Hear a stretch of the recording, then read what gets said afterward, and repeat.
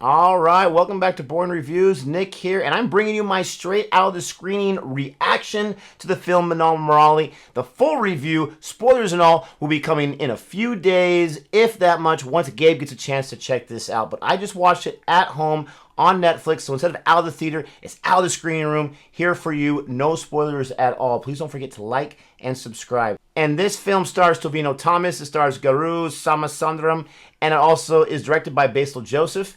And Basil Joseph, he's got, I think this is his third feature film. He directed this film like he's been directing over a dozen of them in his career. He did a fantastic job. Garu Samasundram, for me, really stole the show, even over Tovino Thomas, who I've seen in a few films, Malayalam films, and he's always amazing. He's fantastic in this film, but I feel like Garu really stole the show in this film. This is a very unique superhero origin film, and one great thing that this film has is it gives you the origin film of the hero and also the villain, which every good superhero is only as good as the villain it's facing, and they use a very typical superhero trope for the villain and the hero, but it was done in the Malayalam Indian film way, so it made it very, very unique and not like anything else. And that's the biggest thing about this film. This film is not trying to be any type of Western superhero film. I'm a huge fan of those films. Obviously, if you've been around Boring Reviews before, you know that.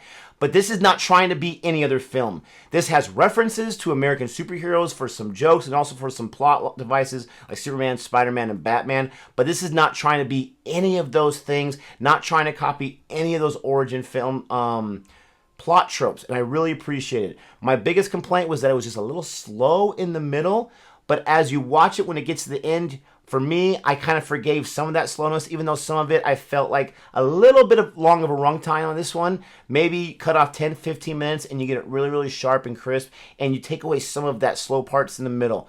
This film had a fantastic second and third act. You had characters that you cared about. You had different, deeper storylines. These storylines in the superhero film had depth to them, and the director, the writers of the film made us care about these characters. Therefore, it delivered a better product than it could have been. Superhero films are tricky because sometimes you want to show the special effects and the superpowers, and a lot of times the plot gets forgotten. It does not get forgotten in this. I was very, very pleased with this film. This is a fantastic film. Go ahead and check it out on Netflix or in your local theater, wherever you're at. Please let me know what you think about this. Don't forget to like and subscribe, and I am definitely recommending this film, and I think you should definitely give it a watch, even if you're not a huge superhero fan, because there's definitely moments in there for any type of film fan. And with all that being said, until next time, adios and Merry Christmas. Here we go. Boring Reviews!